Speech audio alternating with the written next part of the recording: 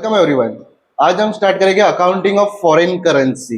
FA का एक simple सा टॉपिक है, सिर्फ जर्नल एंट्री बेस्ड है। जर्नल एंट्री प्लस लेजर तुम लोग को सॉल्व करना पड़ेगा। एग्जाम में शायद सिर्फ और सिर्फ जर्नल एंट्री बनाने को आएगा।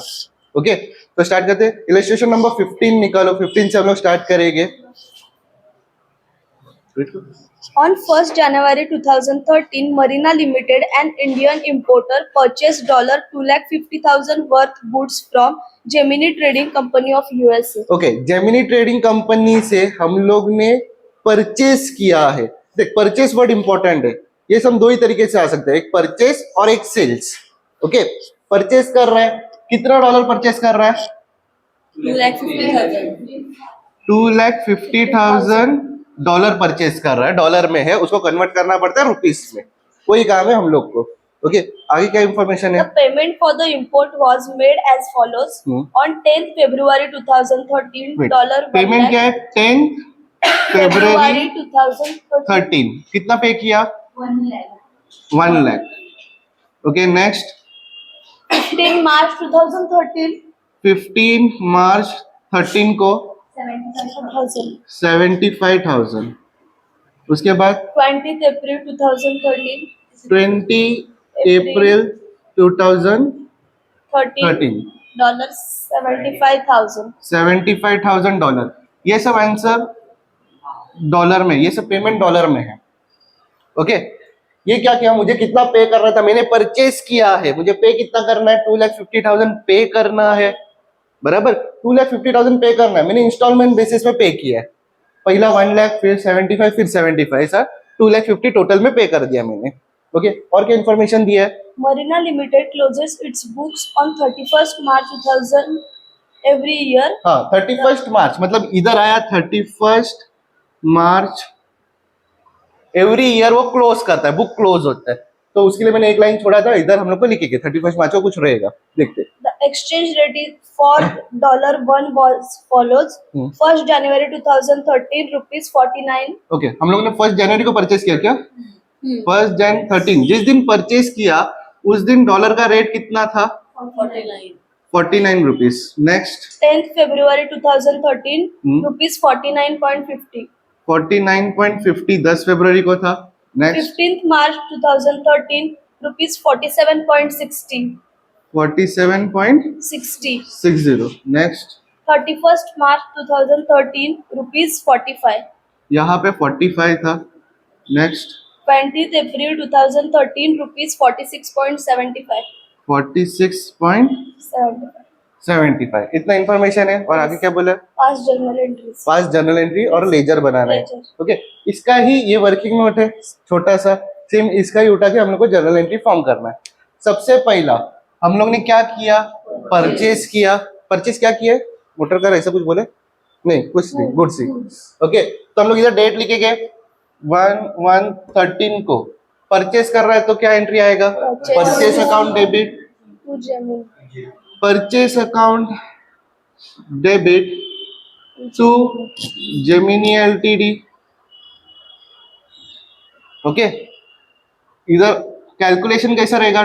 2,50,000 डॉलर कितने में परचेस किया था? इनटू 49 में परचेस किया था, तो इनटू 49 करो, कैलकुलेट करो। 1,22,50,000।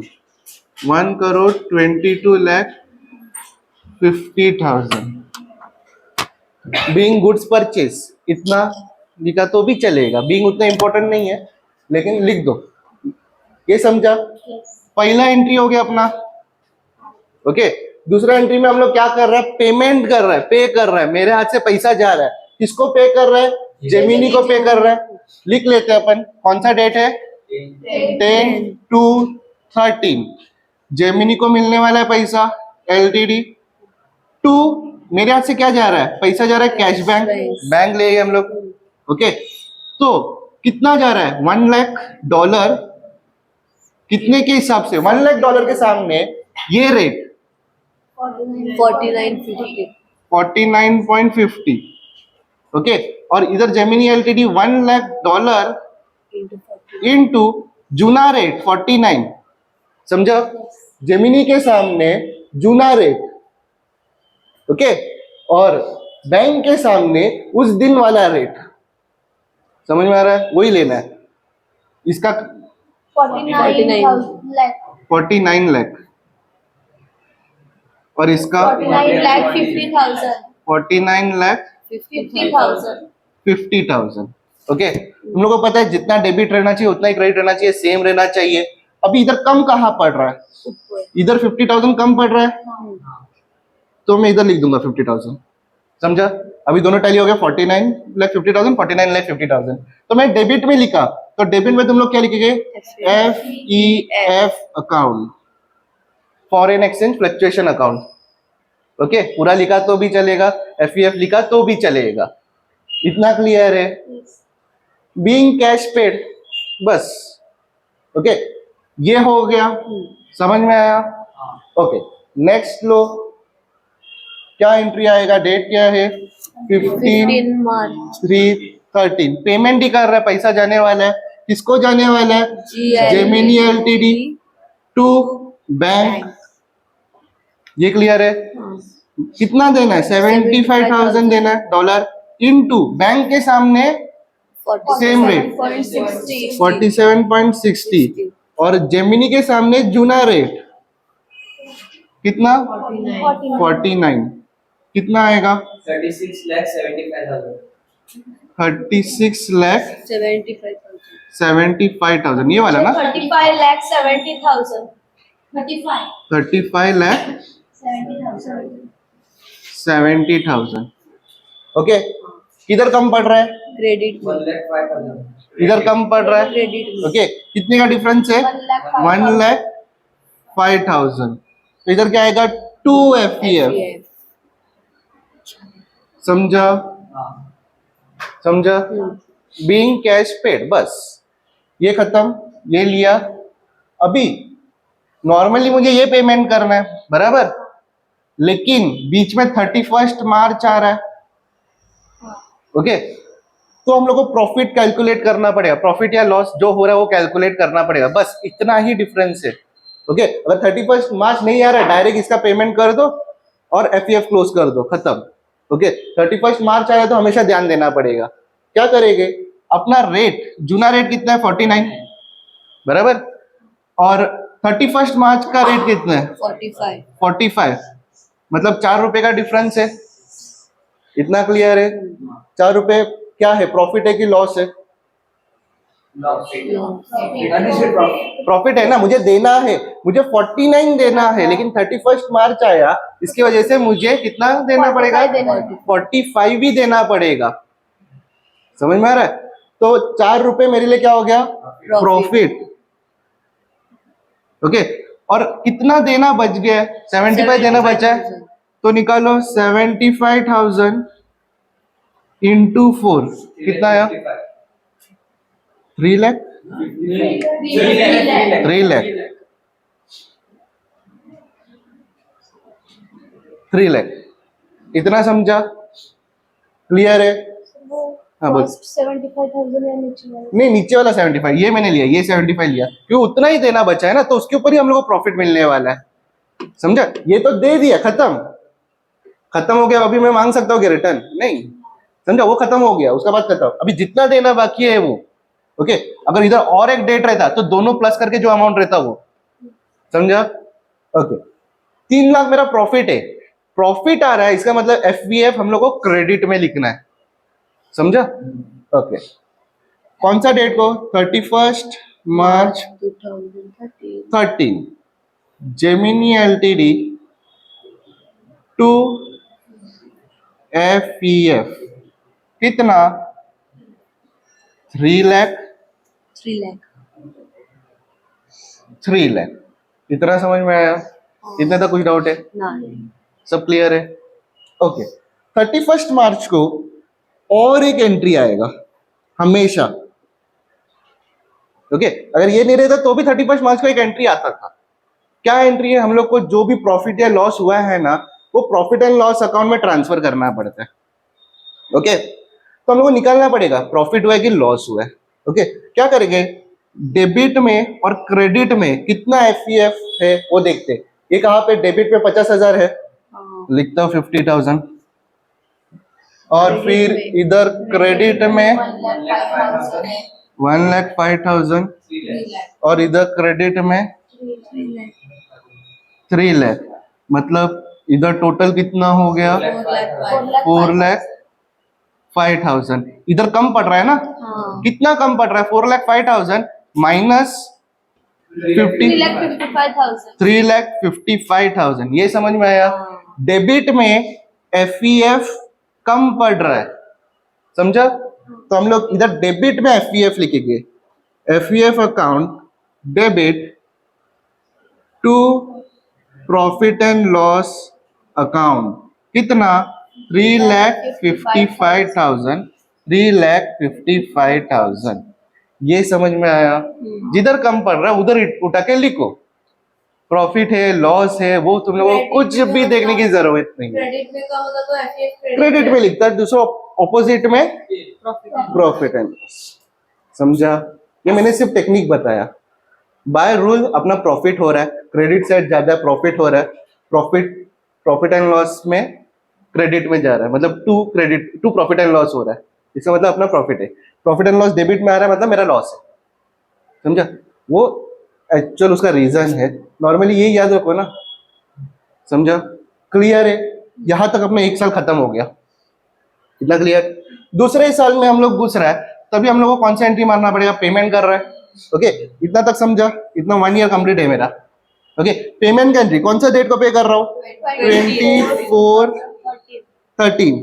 किसको पे कर रहा हूँ, GLTD टू बैंक, पैसा जाएगा अपने से, ओके। कितना पे करना है, 75,000 इंटू कुछ तो, और 75,000 इंटू बैंक मतलब ओरिजिनल अमाउंट 46.75, इतना क्लियर है।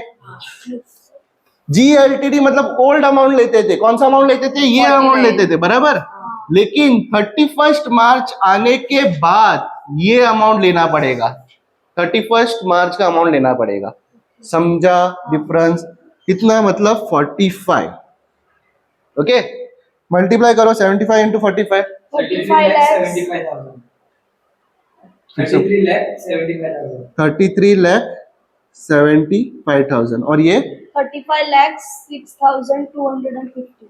6,250, ऐसा अमाउंट है, ओके। और कहाँ कम पड़ रहा है, यहाँ पे डेबिट में कम पड़ रहा है, ओके। 1,31,250, तो इधर आएगा एफईएफ अकाउंट, ये समझा, क्लियर है। ये फिर से अभी क्या बचा, प्रॉफिट एंड लॉस में ट्रांसफर करना पड़ेगा at the year and. Year and कब हो रहा है, 31 मार्च 2014, ओके। तो क्या आएगा, profit and loss to FEF debit, कितना 1,31,250, 1,31,250, समझा ये, ओके। अब ये कैसा मिला, तुम लोग चाहे तो वैसा भी देख सकते हैं। डेबिट में कितना एफईएफ है, डेबिट में 1,31,250 और क्रेडिट में 0 है ना, तो क्रेडिट में कितने से कम पड़ रहा है, 1,31,250, इतने का डिफरेंस है, तो उसके लिए क्रेडिट में मैं क्या लिखा, एफईएफ आया, बराबर, समझा, क्लियर है सम। जनरल एंट्री इतना ही आने वाला है, ऐसा ही है जनरल एंट्री, ओके, ज्यादा कोई टेंशन नहीं है, ओके। इसके अलावा इसका लेजर बनेगा, ओके। अभी ये जनरल एंट्री हो गया, जनरल एंट्री से हम लोग क्या बनाएंगे, लेजर बनाएंगे। लेजर एकदम सिंपल है, जनरल एंट्री आके मतलब लेजर हो गया, समझ लीजिए, ओके। तो सबसे पहला क्या लिखा है, परचेज टू GLTD, बराबर। तो जेमिनी एलटीडी में क्या जाएगा, बाय परचेज। अभी परचेज के सामने कुछ नहीं है, मतलब हम लोग क्या एज्यूम करेंगे, बाय, ओके। तो यहाँ पे लिख लू कौन सा डेट है, 1/13, बाय परचेस, कितने का परचेस किया, 1,50,000, ये क्लियर है, समझा। इधर तो कुछ डाउट है किसी को, ओके। नेक्स्ट ये हो गया, नेक्स्ट ये लेते। अभी जेमिनी एलटीडी उसके साथ एफपीएफ और 2 बैंक भी है, ओके। तो जेमिनी एलटीडी में 2 बैंक लिखना है हमने को, तो टू बैंक हम लोग इधर लिखते हैं, डेट क्या है 10/2/13, टू बैंक कितना 49,50,000, ये क्लियर है। और जेमिनी के साथ ही एफईएफ भी है।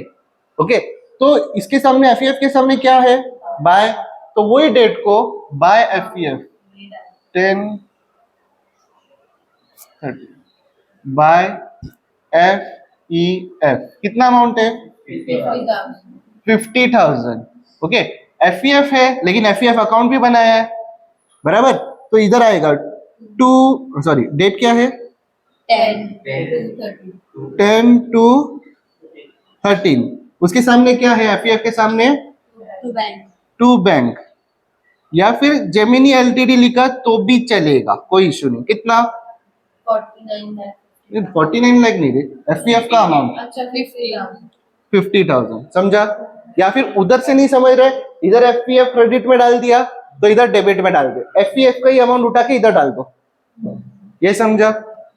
ओके, नेक्स्ट, अब ये तो Gemini LTD to FEF to bank दोनों टू में है, तो डेट क्या है 15/3/13, टू बैंक टू एफईएफ कितना है, बैंक कितना है 35,70,000, 35,70,000, ये क्लियर। उसके बाद एफईएफ कितना है 1,05,000।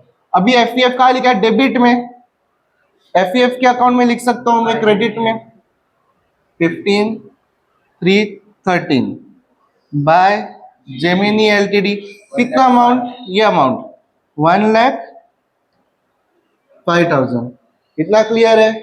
ओके, नेक्स्ट क्या है जी एलटीडी टू एफईएफ, तो जी एलटीडी में टू एफईएफ कौन सा डेट 13 टू एफईएफ कितना 3 लाख, और इधर आएगा डेबिट में लिखा है तो क्रेडिट में आएगा 31/3/13 बाय जेमिनी एलटीडी कितना 3 लाख। नेक्स्ट क्या है FEF to profit and loss account, तो एफईएफ में to profit and loss account 31 मार्च 13 to profit and loss account कितना 3,55,000। साल खत्म हो गया था इधर, समझा, साल खत्म हुआ मतलब अपन क्लोज करेंगे। मुझे बताओ कौन सा साइड बढ़ा है, ये साइड बढ़ा शायद, कितना 1,23,00,000 लाख, माइनस करो 1,23,00,000, इन सबसे माइनस करो 33,75,000, इसको टू बैलेंस कैरी डाउन, कौन सा डेट आएगा 31 मार्च 13, ये इधर जाएगा 1 अप्रैल 13 बाय बैलेंस ब्रॉट डाउन, कितना अमाउंट 33,75,000, ये क्लियर है। वो क्लोज हो गया, ये भी क्लोज होगा, इसका टोटल कितना, इसका टोटल दोनों टैली आ जाएगा, ये 4,05,000, ये भी आया 4,05,000, ये क्लियर है। ओके, नेक्स्ट ये एंट्री। ओके, जी एलटीडी में टू बैंक कौन सा डेट 24/13 टू बैंक, बैंक का अमाउंट कितना, बैंक का ये अमाउंट लेना पड़ेगा बराबर 35,06,250, ये समझा। और एफईएफ बाय में है तो बाय एफईएफ कितना 1,31,250, डेट क्या सेम डेट 24/13, इधर क्रेडिट में लिखा तो इधर डेबिट में आएगा 24/13 टू क्या है टू बैंक, बैंक लिखो या जेमिनी एलटीडी लिखो चलेगा कुछ भी, कितना अमाउंट है 1,31,250। उसके बाद last entry profit and loss to FEF, मतलब बाय प्रॉफिट एंड लॉस 31 मार्च 15 बाय प्रॉफिट एंड लॉस 1,31,250। खत्म हो गया। Yes. ये क्लोज करो, ऊपर वाला भी क्लोज करो, टैली होना चाहिए। ये आया 1,31,250, ये भी आया 1,31,250. 1,31,250। आया टैली 35,06,250, 35,06,250। ये हमेशा टैली आएगा, खत्म होएगा तो, क्योंकि मैंने पूरा पेमेंट कर दिया ना, पेमेंट क्लियर है मतलब टैली आ गया। सिंपल है, ये हो गया, सिर्फ उठा के डालना है, बाई का बाई में डालना है, टू का टू में डालना है, उसके अलावा और कुछ नहीं है। समझा? क्लियर है?